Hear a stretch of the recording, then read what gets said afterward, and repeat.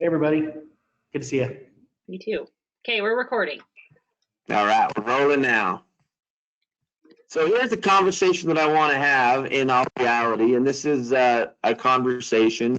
I'm going to cite a little bit of statistics, but when it comes to following up with leads that we get from a variety of sources, whether it's a Facebook or whether it's walk-in, call-in, Memorial Day, events, aftercare, other types of community events, how much follow-up is too much?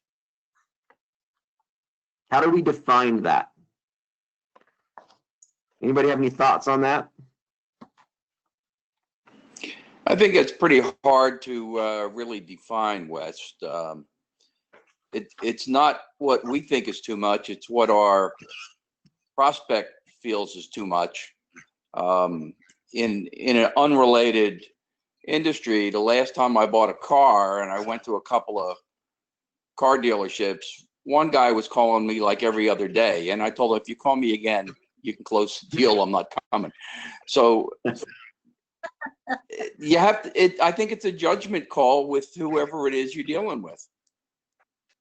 That's probably the best answer that I could have asked for, right?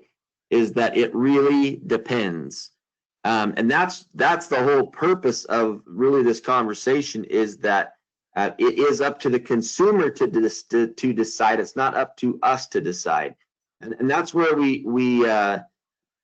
kind of run into a problem just a little bit, is that sometimes we hear, well, I just don't want to bother people right now, or I don't really feel like it's a good time to be reaching out to people and to follow up for whatever reason. It's just kind of something created in our own minds that maybe we've called them too much. Now, certainly, with example, Lou, that at some point in time, a consumer might say, it's time to back off just a little bit.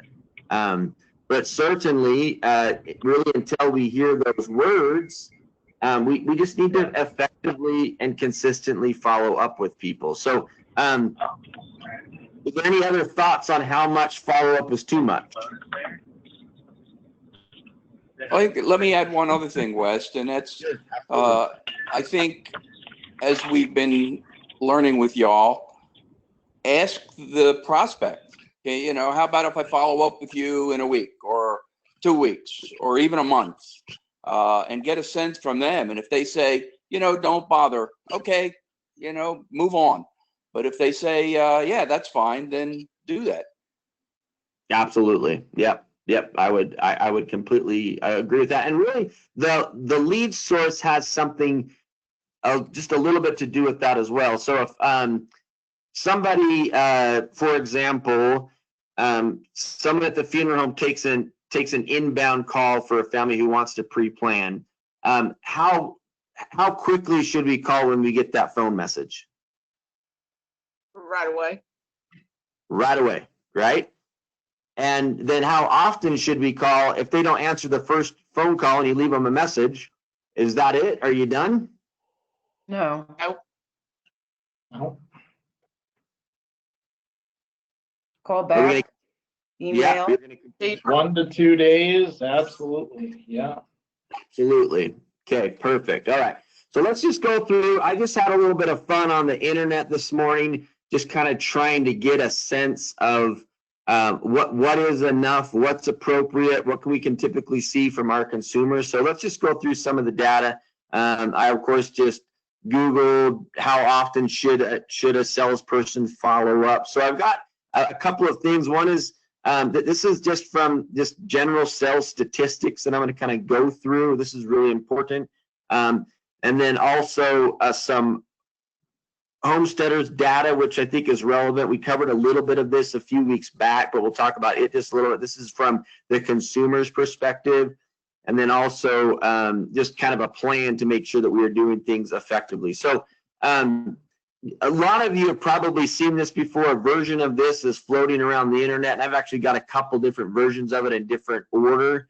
But I do kind of like the data that you see here, that and this is a true thing. So if you'd like to do an experiment, this is a really cool experiment. Go to a home show or some type of expo, where there are people gathering leads. This was a really interesting experiment for me personally, but I would go around and I would fill out, and some of you probably aren't going to want to do this because it can possibly get annoying, but you're going to be pleasantly surprised, and fill out a lead card for a drawing at this particular business and for a drawing at this business, and maybe mark that you're somewhat interested in what they're offering.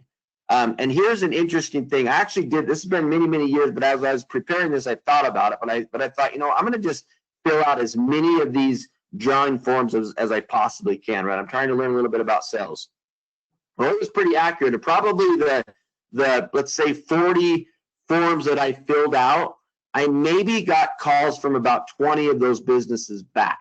So it's really consistent with about 50% of salespeople never follow up with the prospect. Now, why that is, I don't know, but I only got probably about half of the things that I filled out for a drawing or whatever, about half of those businesses actually proactively contacted me and said, hey, Wes, you filled out this form and we're calling to follow up. Okay, so half of them didn't even call me.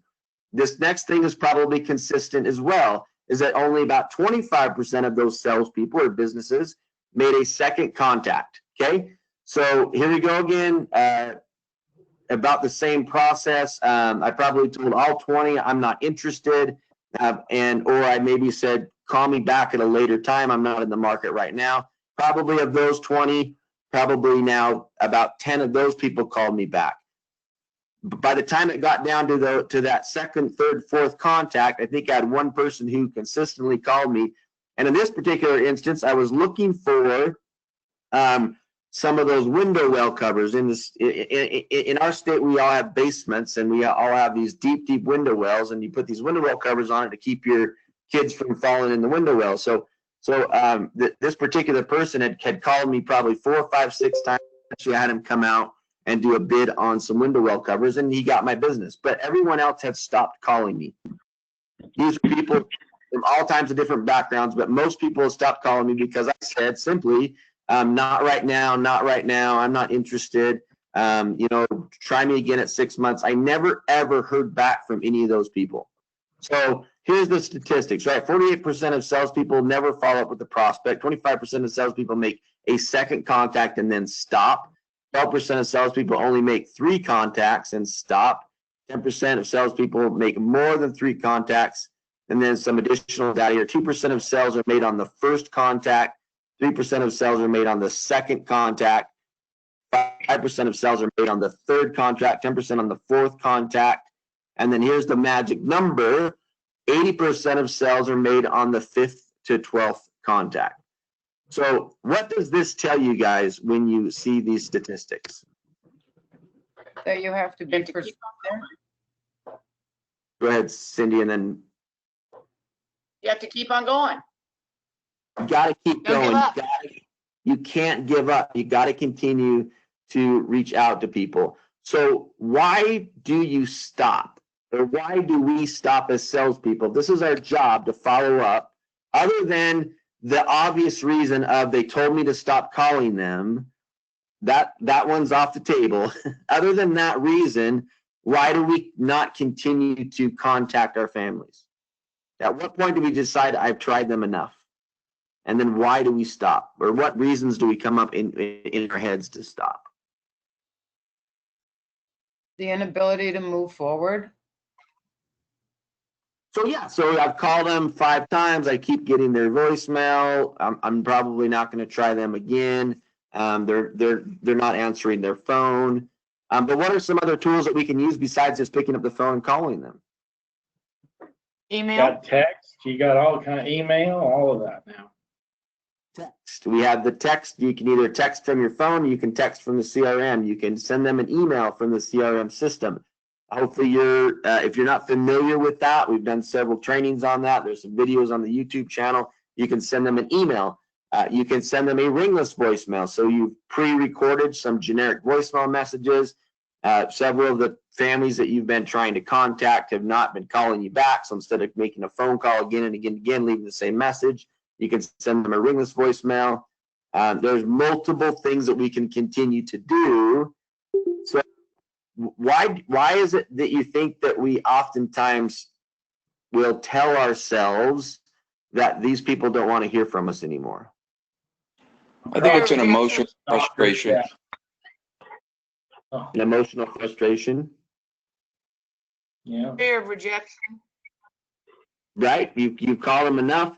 Do you ever get the sense that you're, and this is something that's common for all of us, that, and again, we've heard this, I just don't want to bother people. I mean, do you kind of feel like that's a thing too? Yeah. You cross into stalker status. That's what's in the back of your head anyway, yeah. Right. Yep. Yeah. But if you think about your own, I'm doing this right here. I'm crazy. You're crazy for it, but that's what it is. So, yeah. right. So sometimes, so these are the, I like the discussion and I like the thoughts, because this is all stuff that we're kind of coming up with in our own minds, but really kind of understanding that we usually tell ourselves that we're calling too much or that we've made too many phone calls. So again, this is the same data, just in kind of a reverse order. Again, this is stuff I just pulled from the internet just to kind of solidify, give some social proof to this. But again, a very small percentage of sales are made on the first contact. So this, regardless of the lead source, you never ever want to leave it in someone else's hands that they're going to call you when they're ready. Because we just, as consumers, that's just not something that we really are going to do unless it's an absolute emergency, right?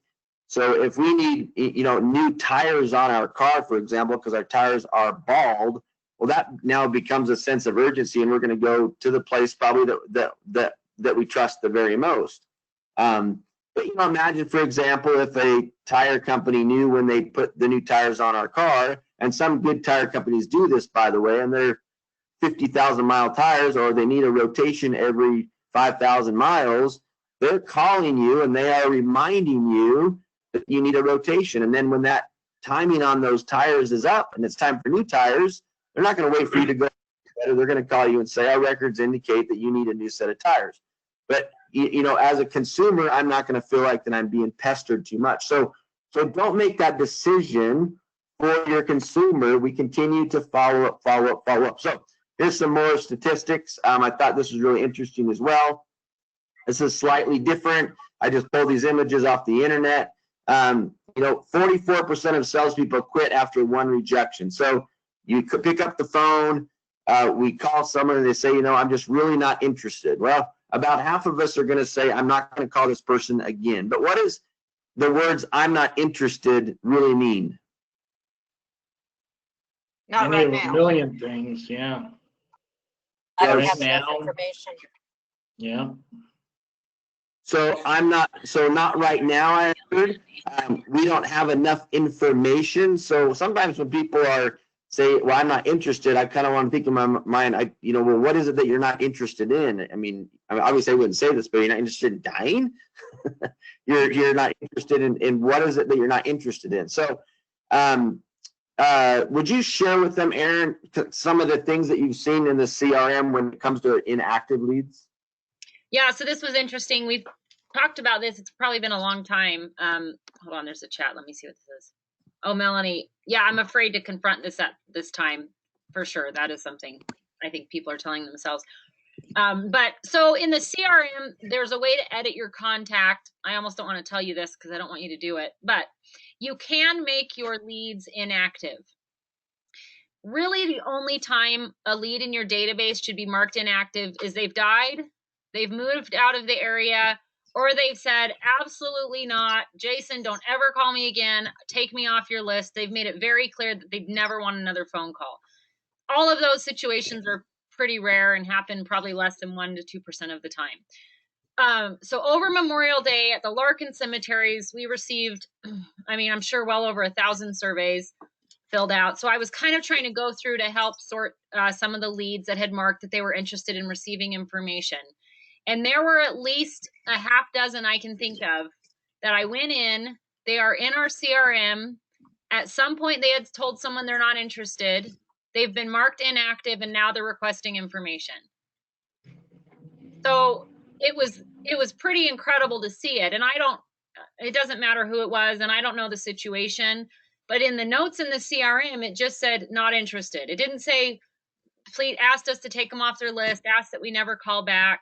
Sometimes we just feel like, gosh, they said they're not interested. We're now going to tell ourselves a story that they're never going to be interested, and I'm not going to waste my time. I'm going to mark it inactive. I mean, the worst thing you should do, someone, you know what, Bill, thanks for calling, and I appreciate it. I'm just not interested. We're way too young. We're just not ready. Call them, put a note for 6 months down the road. I mean, who knows what could happen between now and then. I have a story of when I was converting from selling to managing, I was kind of turning some of my leads over, and there was this one lady that kept saying, Erin, hey, thanks for calling, but you know what, I'm just not interested. I don't want to do it. I don't want to talk about it. I'm never going to want to do this. But she didn't say don't call me back.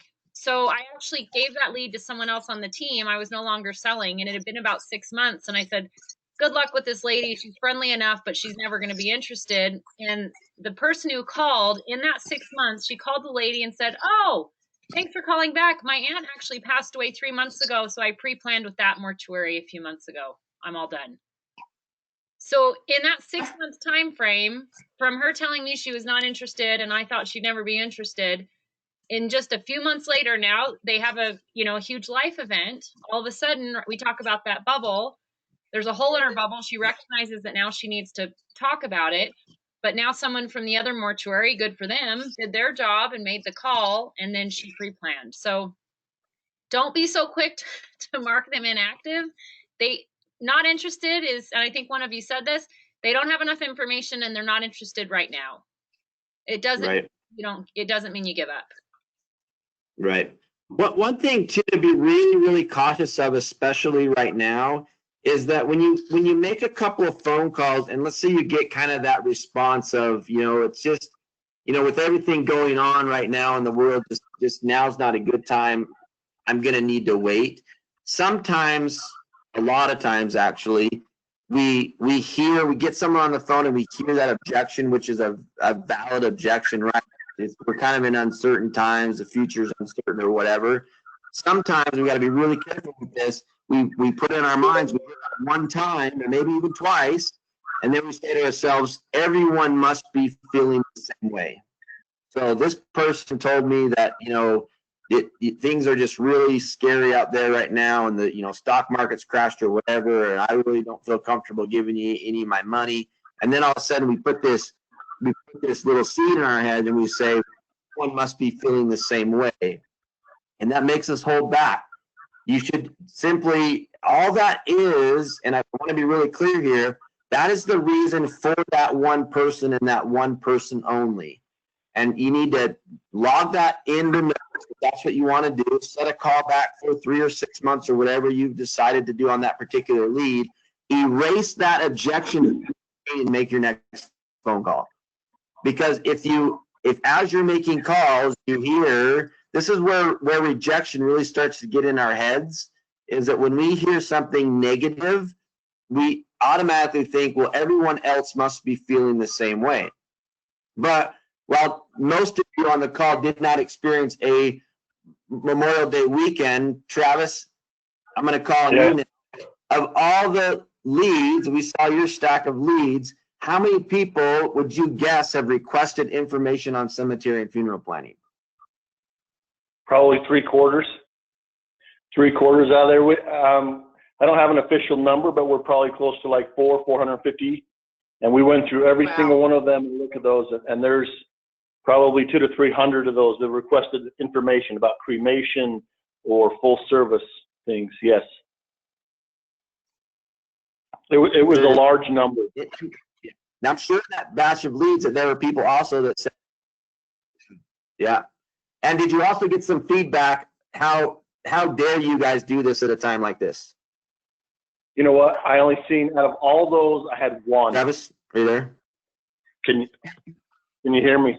Can you hear me? Okay. Can you hear me? Right? Yeah. We can hear you. I can hear you, Travis. Can you hear me? Yeah. Sorry, I'm having problems, but no, out of all those, out of a huge stack of leads, I only received probably one that said you should be wearing a mask, that our kids, because we had some kids handing out surveys as well, and not one, only one survey came back. out of about 500 surveys. So the rest of them were very good. Were very good. Yeah, I would completely agree with that. So here's where we have to be really careful is that somebody that we call says something that's negative and we allow that to get in our brains, and then we think everyone else must be feeling the same way. But then at the same time, we have all of these people who say, I want some information. Now, just because they marked that they want information on pre-planning, does that mean they're going to set an appointment by tomorrow? Absolutely not. That doesn't mean that whatsoever. All we know is that these are people who two things to define a lead: they don't own and they're willing to listen at some point. Most of the leads that we got, and regardless of the lead source, they're all the same, are going to take multiple phone calls and multiple follow-ups. But here's the thing, right? This is the data again. How quickly do we quit, right? 44% of salespeople, quit after one rejection. 22 quit after 2, 14 quit after 3, 12 quit after 4. And this obviously is a business to business graphic, but I think that the principles are the same. It says here it can take 7 attempts to contact an executive. So again, we have to continue calling, and don't let that one person that you get on the phone say, I can't believe that you would be calling at a time like this in our world. And then we kind of freaks us out a little bit. And so we pull back when there are people, as proven over the weekend, that are open to talking about this. So don't let that one negative Nancy, or whatever you want to call them, get in your head to think everyone is also thinking the same way, because they're not. I mean, that's just the truth. They're not thinking that way. So if I could sit down at a restaurant and have dinner, personally, I would do it, right? And some people are not going to do that. Even if some people, their life depends on their decisions that they're going to make, and others are a little bit more. So just be sensitive to it, but don't let it stop you because somebody said something negative. All right? I want to add, West, just please. And again, it's just Travis and I and 2 cemeteries as examples, so I know it's different everywhere. But this is my 7th Memorial Day, and I have never seen more people interested in information about pre-planning. It is in the air. It is we have this hyper awareness of this right now. The shock of calling from a funeral home is so diminished compared to past years, because that's all people are hearing about in the news. Another piece I noticed as I was out helping the roamers, it was so much easier to convert a conversation into, have you ever received information about your arrangements? Their response this year, more than I've ever seen, was, no, but I know I need to do it. Here's my info. They were so open to it. And that's not any different over the phone. It also was a reminder of, do not sell over the phone. There is something disarming about meeting a family face to face. When they see you in person, you're no longer this intimidating, salesperson over the phone. If you can just get in front of them, they will start to bring down their walls. They will be open and honest with you. It comes back to just get the visit, just set the appointment. It doesn't matter what objection they give you over the phone. Once you're in person, everything changes. I met a little old lady yesterday in person yesterday. She's like, I know, you guys have been calling me for years. I guess I should finally come in. It just took her meeting a couple of us, seeing that we're just people. We're just here to help you. That's no different for any of you at any of your funeral homes. If they can just see you face to face and see where you're coming from and that you have a heart for service, all of those walls tend to fall down once you get in front of them in person. So I was very encouraged by that over the weekend, and I'm sure Travis felt the same way. Yes. So on that note, and I don't know why, and I would love to experiment with this just a little bit, but on that note, a lot of you have the ability, now with the social distancing thing, there's that concern. A lot of you have the ability for those that have iPhones, to FaceTime people. It may not be a bad idea that maybe on one of your conversations, or you're having a hard time connecting, to ask someone, do you FaceTime? Could we communicate that way? So now all of a sudden they're seeing you and you're seeing them. not everything has to be a traditional phone call. So, experiment with that just a little bit too, because while it might be difficult, when they actually see you, it might make a big difference. So typically you can tell if you're texting someone or whatever, like the blue and green text thing and stuff. But while sometimes doing Zoom and things like that might be kind of difficult, by giving someone a FaceTime call and actually having a face-to-face conversation. So I loved this graphic. This was great. This is just kind of explains a little bit differently. Again, first contact, 50% of salespeople have given up. This is a whole nother company with a whole nother set of data, but it's very consistent with what we've seen so far. 50% of salespeople have given up on the first contact, 65% on the second contact, 79%, then there's their 80% have pretty much given up by the third contact, 89% have given up by the fourth contact, and this is where good salespeople will harvest the low-hanging fruit. So basically, they get a benefit from those salespeople who have given up. So that would be like Aaron's example of somebody going to another funeral home to buy their pre-need funeral plan. And I like this too. On contact number 5, you're just now becoming a factor in your prospect's mind.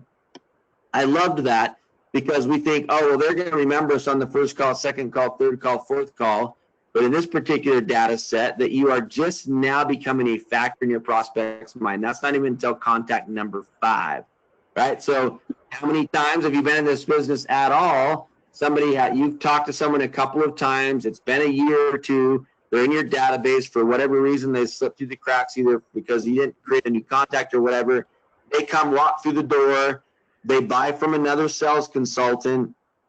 Then all of a sudden you come across them in your CRM system and you're like, oh man, I haven't called this family for like a year. So you pick up the phone, you call them and they say, oh, we were just there a few months ago and so helped us get all of our plans taken care of, right? Well, I can be really pissed off at that salesperson that didn't come and find me, but who should I be pissed off at? I should be upset with myself because I waited a year to call them back. And they don't remember my name because it's not till 5 contacts where I've actually becoming a factor in their mind. Contact number 6, nurturing slowly. Your prospects now get to know you, right? So now they're remembering your name. Contact number 7, you're earning top of mind awareness. So now when they come into the funeral home, maybe on their own accord because I haven't followed up, they're going to say, is West here today, right? They're now remembering me, but not till contact number 7. Contact number 8, you're the only person probably to have contacted this person 8 times. And at number 9, this is typically when your prospect is ready to buy and you have 90% chance of being called. So again, how long does it take people to remember you? If you're texting, you're emailing, or in this voicemail, using all of these tools, they start to remember you not till the 5th contact where you actually become a factor in your prospect's mind. But how many times have we been in that situation? We've been in this business for any time whatsoever that we've talked to people once or twice, and then we get upset because they don't ask for us by name when they come into the mortuary or they decide to call in 6 months later. And somehow we think that belongs to us. Now, I'm not saying that it does or doesn't. I'm just saying that have we really done the work to create the relationship that when it comes time for them to reach back out to us because we didn't reach out to them, that we should really expect them to remember who we are? Absolutely not.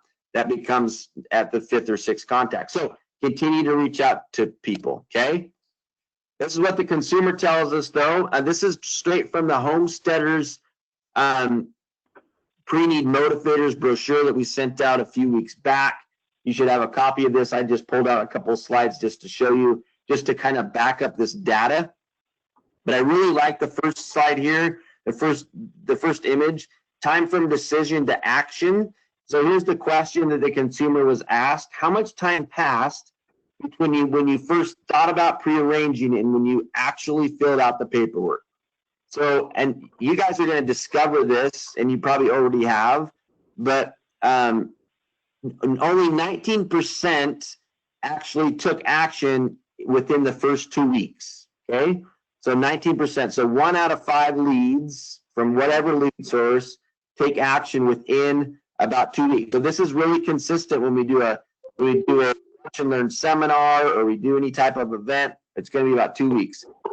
14% said within a month. 14% said 2 to 4 months. 18% said 5 to 12 months. 8% said 1 to 2 years, and 27%, more than 1 in 4, said more than 2 years. So how important is consistent follow-up to make sure they don't go somewhere else or work with someone else within your organization? 2 years, right? A fourth of our business comes 2 years after the initial thought or conversation. So that could be an aftercare lead or whatever. So just a great example. Would you share the other story about Carrie, Aaron?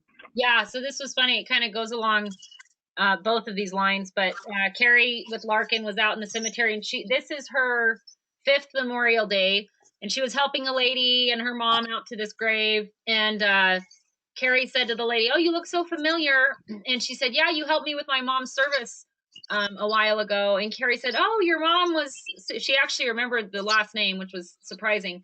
But the lady said, "Wow, that's impressive. That was 5 years ago." And so she'd been following up as aftercare. And the lady said to Carrie, she said, "In fact, you send me a Memorial Day flyer, kind of inviting her out to the cemetery with a little bit of the cemetery promotions, in addition to some other follow-up. But this is the first year you hadn't sent me anything for Memorial Day, but I'm finally ready to get this done and set an appointment." Like, she almost was disappointed that she hadn't received the Memorial Day information. Carrie was laughing. She's like, "I don't even know. She did send out stuff this year, but somehow hadn't followed back up with her. But 5 years she's been following up with that lady." And I mean, do you guys think that'll be an easy appointment or a hard appointment? I mean, she's probably ready to go at this point. So sometimes we think, "Oh, I've been bugging her for 3 years. Obviously, she's not interested." Some people are ready in 2 weeks. Some people it's 2 years. But we just don't want to give up until they finally decide that, okay, you're the one. You put that time in. Carrie's put 5 years worth of work. If she hadn't seen her at the mortuary, the lady could have called into another location or another mortuary altogether and planned with someone else. And all that work Carrie put in, someone else would have received the benefit for. So I thought that was a pretty cool story. Absolutely. That's a great example too, that I mean, five years later, so that consistent follow-up, and that's really what is going to make a big difference. And then reasons for timing as well. What was the main reason you decided to make these plans now? 20%, this is where aftercare comes into play and it's so important. But this is also for regular leads as well, that, in my experience, when I was calling people on a regular basis, I'd call them for, once a month for a year straight. And then finally they'd be interested. And I would ask them, what is I've been talking to you for over a year now. What has motivated you to go ahead and start on your plan now? And I'd hear something like, "Well, my brother passed away last month," or "my neighbor passed away," or whatever. So it's still, regardless of the lead source, we don't know what that triggering factor is going to be. People still don't have the motivation, though, to pick up the phone and say, "My neighbor died of a heart attack mowing his lawn yesterday, so we decided to call you." But if you are consistently calling, you're going to catch these people at the right moment, at the right timing for when this has actually happened. So if a friend or family member recently died, are finally comfortable with the idea. Again, this is now I'm making phone calls, I'm calling, and now they're finally comfortable with meeting with me or the talking about this. 12%, my spouse wanted to take care of it. Another 12% said we finally reached the right age. Now, what is the right age? Right? Is that 55 or is that? They decide. Yeah. It's up to them. Yeah. Yeah, you can't define that. So when sometimes this is something we get in our heads too, that we get a lead that the person's only 52 and we go, "Man, I haven't ever sold someone who's only 52. They're probably not going to be interested." We sell people in our agency that are 52 all the time, but sometimes we pass that lead up because we think that's too young for someone to take care of it. So finally reach the right age, that's such a subjective number that we have to be careful that we don't find ourselves in that trap of saying they're too young, or sometimes maybe they're too old, right? So whatever they define as the right age is their definition. It's not ours. They finally had the money to do it. We can go through all these and the rest of them are kind of small, but it's also interesting as well. You get to the bottom here that they recently had updated their will. Only 3% got some sort of mail or a call to urge them to do it. So again, the timing is interesting, but are we top of mind for them when the timing is right? And they aren't going to call us if we're not consistently calling them when these significant moments occur in their life. Do we have a relationship with them enough that when we call them, they're going to say, I'm glad you called. We've been thinking about getting this done. I know it's been a while. Sorry, we've been putting it off so long, but we're finally ready. It's because of your proactive call that they're now going to meet with you. So don't stop calling. Okay. And just to kind of wrap things up here, I thought this was kind of interesting. But do you really have a plan in place? So as you're going through, these are just some simple things that I thought were cool, graphics, but think about this just a little bit. But I really enjoyed going through this online. You guys, this is all available to you as well if you're looking for a plan or want some ideas or you want to continue to grow in this business. You go online and get information for free all day long. But do you have a plan? So do you have a system that when somebody says not right now, okay, what does that mean? Does that mean I'm going to call them back next week? Does that mean I'm going to call them back in 2 weeks? Does that mean I'm calling back in a month? Or what about those people that don't answer their phone? Are you calling every day until they do answer their phone? Are you calling them once a month until they answer their phone? I can't say what the right answer is, but I know if I got a hot lead in my hand, a walk-in, a call-in, a mail lead, an internet lead, a Facebook lead, whatever it is, I would call that lead every day, maybe twice a day until they answer their phone. Now, once you've had a conversation with them, at that point, you can make some decisions on how you want to move forward based upon that conversation. But so it was just a simple kind of a plan. Somebody gives you a lead, call and walk in. And so day one, this one says, I'm going to call this lead within the first minute of it being given to me, right? 15 minutes later, I'm going to drop them an email. 30 minutes after that, I'm going to call them again. Day 3, I'm going to wait 2 days. I'm going to give them another phone call. Day 4, I'm going to send them an email. Day 8, I'm going to send them an email and I'm going to make a phone call. Day 14, I'm going to make another phone call. Day 15, I'm going to send them an email. We could probably incorporate text into this too. This is probably an older graphic. Day 20, another email or maybe a piece of mail, right? But I love this. It's called the 10-touch 20-day model. So over the first 20 days of having a lead in my possession, I'm going to attempt 10 times to contact this person. And obviously, if you've talked to them, you don't need to continue the 10-touch model. But again, this just shows, this is, again, companies putting this information out there that's really important. Here's another, I'm not going to go through all of these, but this is another lead follow-up success. Act quickly within 5 minutes. If it's an inbound lead, you're going to make it a priority. Follow up on everything. Inquiries followed up within 5 minutes are 9 times more likely to convert. And then I love this statistic. This is consistent with the homesteaders data as well, but it's a little better on that side. But 50% of people will choose the company that gets in touch with them first. So again, we have a much higher chance of more proactively we're contacting people. Don't let someone else, if you're in a market that's highly competitive and you have a lot of pre-need counselors in your market area, if somebody's working harder than you and reaching out more than you, they're way more likely to get the business than that kind of passive approach of, well, I'll wait until they call me to do something. Somebody's going to get in there and take your business, and just don't let that happen. I'm not going to go through all of these. The whole point is, again, this is at the bottom here. You can't really see it, but it says after 8 attempts. So you see this really consistent number on all of these graphics.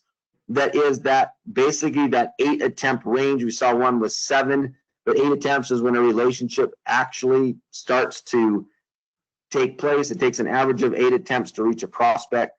This is consistent. I think this is actually from a real estate thing, right? It's consistent across all industries that we have to consistently reach out to people. So just to kind of wrap things up, again, how much is too much? Different for every person.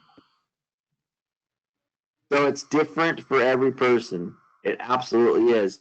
And I guess as I kind of wrap up my thoughts here, and Aaron and Travis, if you've got anything to share, please do so. But is that we can't decide for our families. That's probably the biggest trap that we find ourselves in. Is one, we hear one person's objection and we make it the objection to everybody, so it makes us scared to call. That's common. I think it's especially common right now that somebody has said something. And so now we're not going to call. The other thing is that we say to ourselves, you know, I've called this person already twice last week. I think I'm going to maybe wait another month or two before I call them again, but you haven't even talked to them yet. And then what about those people who you do talk to that now a whole year goes in between the time your first conversation and your second conversation? So how often, in all reality, if you used a general rule, how often, and let's go back, you've had one conversation on the phone and they weren't ready. After that first conversation, how often should you be contacting your families?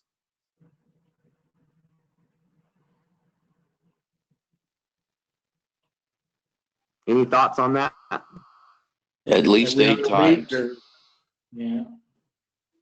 So at least 8 times, that's the number of times, but how often would you say, or to anybody, how often if you call them? So I mean, obviously they're going to dictate it a little bit, but is it, if they say, you know, now's not a good time, when is the next time we call them? In a month, whatever, so, yeah. Is that a good, so the consensus is maybe once a month for people who we've talked to and they want it. We can also set the stage here too by saying, you know what I'm going to do is I'm just going to go ahead and reach out to you about once a month just to check in and see how things are going. Would that be okay with you? If you were to ask that question, how many times do you think somebody would say, you know what, once a month is probably too much? 1 in 10, maybe less than that. So yeah. Less than that. So that was my approach. Yep. And I had somebody say once a month is too much, right? So you can set the stage for how often you're going to contact people. Professional salespeople, a lot of people you talk to will say that the right number is 6 times per year as the very minimum that you should be following up with people who have not yet committed to buying from you yet. So that's once every 2 months you're contacting people. Now, if you've got a lead in your hand, a hot lead, and you have not had a conversation, you can contact that lead every single day until they answer the phone. But don't just use the phone. You can now, because people don't have your phone number right saved in their phone, so we can use text messaging and email and things like that to do your introduction as opposed to just having a phone call. Any thoughts to wrap things up, Aaron and Travis? Yeah, I just want to say, I think that when I first started, I called everyone at least once a week, unless they told me that they wanted it to be a longer amount of time, which almost never happened. But I usually didn't reach them every week. So I would attempt, I mean, who do we call that answers every time, right? That's usually not the case. So I would have a to-do scheduled once a week. If they said, you know what, Aaron, I'm just still not ready. Okay, how about this? I'm just going to call you back in a couple weeks. Sound good? 98% of the time they said, sure, that's great. If not, if they said, no, that's just too soon, no problem. I'll just call you in a month or so. And then I'd put it out for 4 weeks. I never would go longer than a month without making some contact. Not every call is a sales call. Remember that. I'd maybe invite them to an event. I'd just check in to see how they're doing. But back to the 8 conversations, how can I build a relationship over the phone with this person if I'm just calling them once a month for 8 months? We have to be able to talk more frequently. So I'd say weekly, then push it to every other week unless they ask it to be longer than that, knowing that you're probably not going to reach them every time anyway. So Michael or Travis, do you guys have any thoughts on that? Yeah. Michael, Travis, please. Go ahead. I just was going to say, something. Oh. Go ahead. Go ahead, Michael. I'll go first, Travis. Is that all right? Okay. Go. So one thing I think that's important is like when we reach out to them again, and maybe it's been a month or even less, I would just always start my call with saying, oh, I'm sorry it's been so long since I reached out. I've gotten busy and I'm sure you have too. So no matter if it's been a week or a month, whatever the amount of time, I always start my call with that and just kind of apologize for it taking so long. And then it always throws the ball back to them and they're like, oh, no, it's fine. It hasn't been that long. And you're like, oh, good, I'm glad because, you know, I wanted to talk to you about whatever it is that we're talking about. So just kind of apologizing and saying, oh, I'm sorry it's been so long. I think that really did a lot for me. The other thing I wanted to add is just consistency. I mean, I was telling Amparo and Armand, when I was a counselor in Escondido, I had a family that I actually met with. They came to a seminar and set an appointment. We had a 2-hour appointment. I wrote a quote. They said they needed to think about it. I didn't close. And I called them, every other day for 2 weeks. They never answered the phone or returning to my messages. And then, I transitioned to management later on. They kind of got slipped through the cracks. And the other day I was with Kelly, and their unfunded file was on the desk, and she looked at it, and I said, yeah, good luck with the Bruners. They're probably not going to answer. They didn't call me back. She picked up the phone, and immediately after one ring, the woman answered the phone and said, oh yeah, we totally forgot about that. We did do that. We want to do something and all that. So my fault completely. I totally lost it. I tried really hard for a little bit, but then I just gave up. So being consistent and definitely putting tasks in your CRM to follow up in a month or a couple weeks, that you got to keep doing that and remain consistent, because people are still thinking about it. They do get busy, and that's just how it happens. Yep, absolutely. Excellent points. Yep, consistency for sure. And sometimes we're really good in the beginning because we kind of see that immediate opportunity.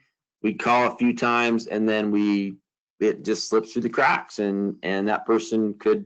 Luckily, they hadn't gone someplace else, but they were ready to get things going. So, and who knows if they wouldn't have possibly done it sooner as well. So, Travis, go ahead.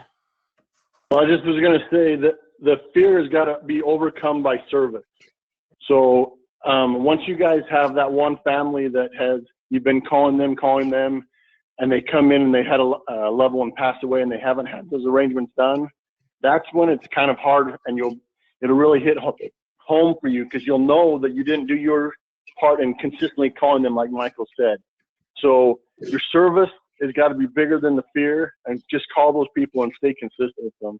I know we're all looking for that paycheck as well, but the bigger you serve, or the longer you serve those people, the bigger your paycheck will be as well. Perfect example. This conversation actually makes me think of my most favorite phone call that I used to make when I'd go through, and this was back in the beginning, but sometimes when you had like the old 3x5 lead cards of the paper before a decent CRM. And when I was selling actively, I didn't have a CRM system. So I'd keep notebooks and 3x5 cards and things like that, but because it's been a long time.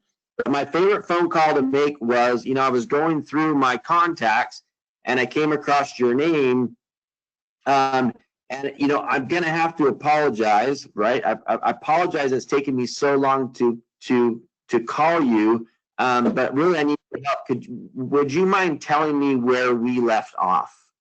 So it's not a sales call, right? I came across their contact, and then apologizing, I'm kind of embarrassed, but I didn't take very good notes. Would you tell me where we left off? And it was amazing that our people were like, well, last time we talked, we still need to talk to our kids, but we still need to get this taken care of. Or sometimes it was the embarrassing call of, well, you were supposed to call us back and you never did. Or you said you were going to call us once a month and you never did. But that's if you're looking for a way to kind of go back through some old leads that are in the system or your old leads, that's a really just as easy call to make, which I loved to make that call. It was my just simple call of, can you tell me where we left off? Because sometimes I didn't make really good notes, and probably in the CRM system, you're guilty of that as well, as most of us are, is making really good notes on what we talked about last. And so when you get somebody on the phone, instead of having this pitch of, so are you guys ready to get your funeral plan taken care of? I know we've talked a few times, and I'm sorry, but I haven't taken the best notes. Would you share with me where we left off? And it's a really good script to kind of get that conversation started again. And again, as Aaron said, every call can't be a sales call. So maybe take that approach instead. Where did we leave off? I talked to a lot of people. I don't know where we left off the last time we spoke. Would you mind sharing with me the last thing that we talked about? Wes? And they'll hit you on things. It's a great call. Yeah, please, Aaron, go ahead. Yeah, you guys, if you have people you haven't talked to in at least 60 days, all it is the recycled lead script. But instead of the part where it says, I have a note you had spoken with someone in the past, just say, I'm so sorry. I know we spoke a couple months ago. Can you just remind me where our conversation left off? That is the best phone script to use on someone that you haven't talked to in a couple months. I never once had someone that was rude about that call. Like I think they just want to tell you what they might say, well, you had called, we just weren't ready. but now we're thinking about it, or I mean, they'll tell you whatever they're going to tell you, but you avoid that awkward, okay, hey Sherry, it's Erin with Spilsbury. You guys finally ready to do this? Did you talk to your husband? Like, no one wants to make that call. So instead, just say, God, I am so sorry. That is a really powerful script. Just use the recycled lead script you have and just plug in, I had a conversation with you instead of that they had talked to someone else. So, yeah. Yeah, absolutely. All right, you guys, well, we are at 2:00 right now. Any other final thoughts or questions about anything that we've talked about today? We miss any chats? Looks like we got everyone taken care of there. A lot of great things were shared. So again, consistency was shared. Following up, follow up, follow up, follow up, follow up. You can't say that enough. Just keep following up.